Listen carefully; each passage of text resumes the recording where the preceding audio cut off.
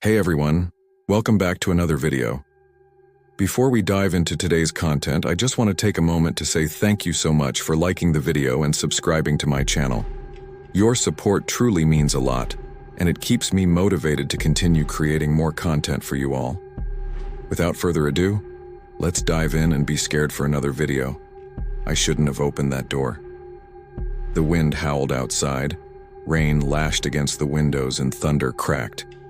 Each gust seemed to shake the house slightly, the wooden beams groaning in response like they were alive. My mom was out of town for the weekend, so it was just me in the giant old house. The walls, covered in faded wallpaper, felt like they were closing in with each passing hour.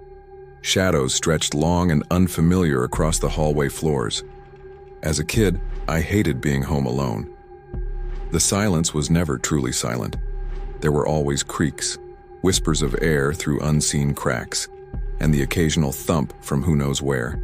I was convinced our house was haunted, which wasn't helped by the fact that it looked like this. Towering, with steep gables, narrow windows, and rooms that always felt colder than they should have.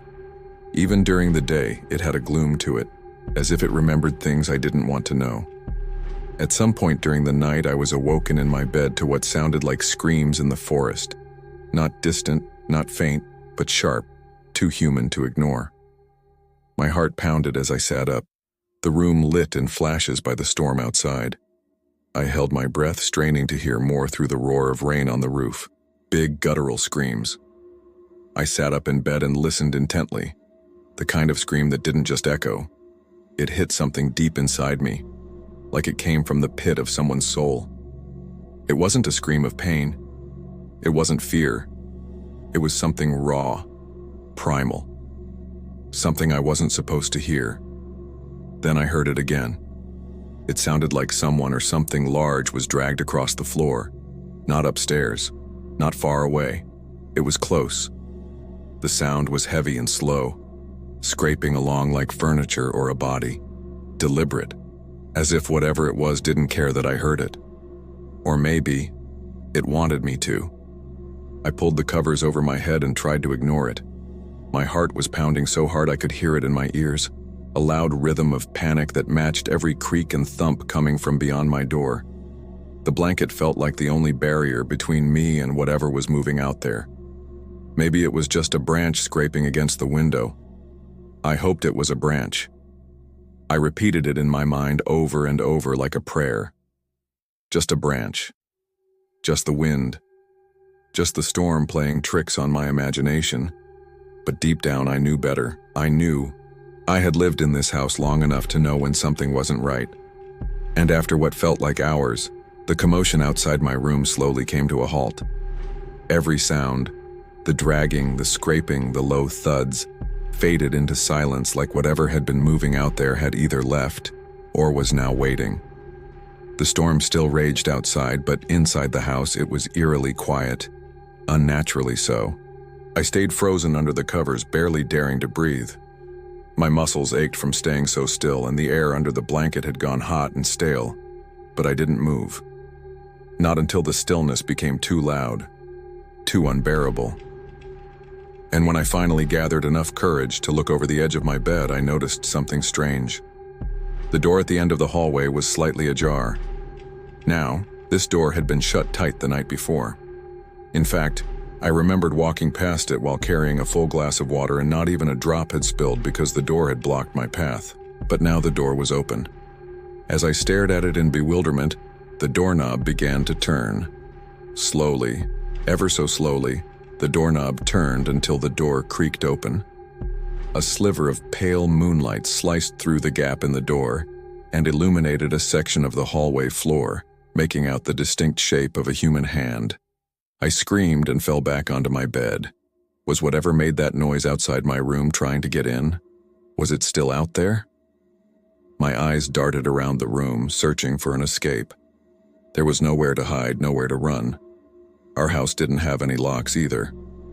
Dad said that was ridiculous and we should leave all the doors unlocked so we could exit quickly in case of a fire.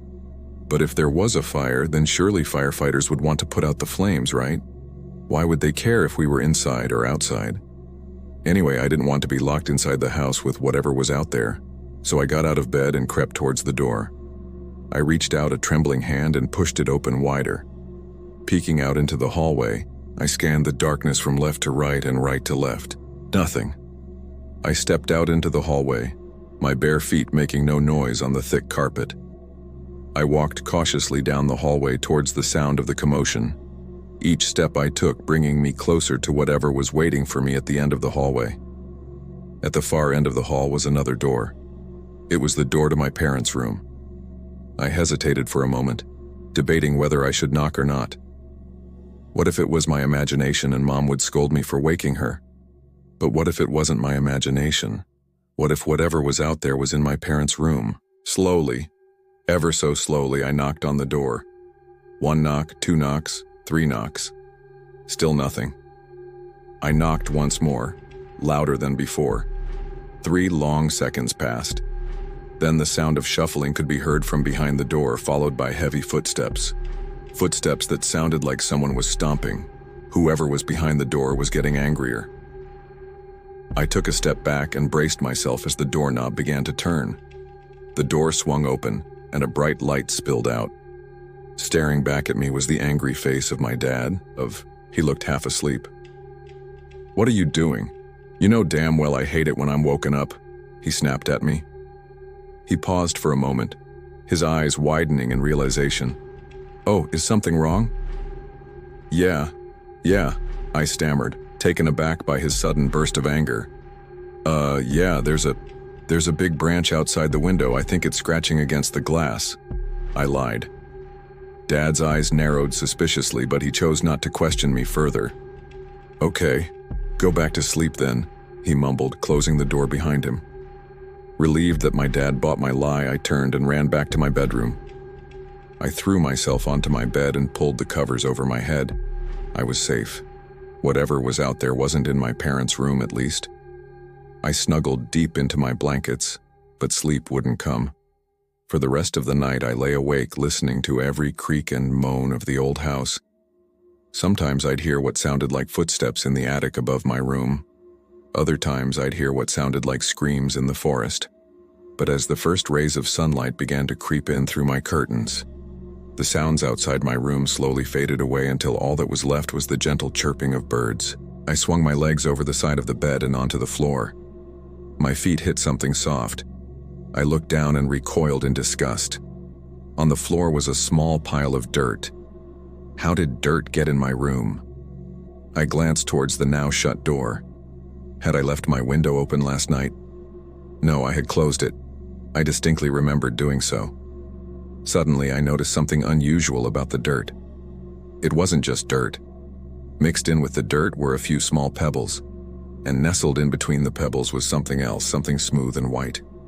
I bent down and picked it up. It was a small piece of bone. A shiver raced down my spine. I knew that bone wasn't from any animal that lived in our town. So where did it come from? Had I imagined it? No. I must have stepped on it when I came out of my room earlier. But why? Why was there a human bone in the middle of my bedroom floor? Maybe whatever made those scary noises outside my room last night dropped it. But what was it? Was it whatever was trying to break into my room? Did it get in while I was in the other room? I ran to the window and pulled back the curtains. Outside, hanging from one of the branches, was a human hand. The same hand I saw on the floor in front of my door. In horror, I stumbled backwards and tripped over something. I looked down and screamed. On the floor in front of me was a pair of bare feet attached to skeletal legs.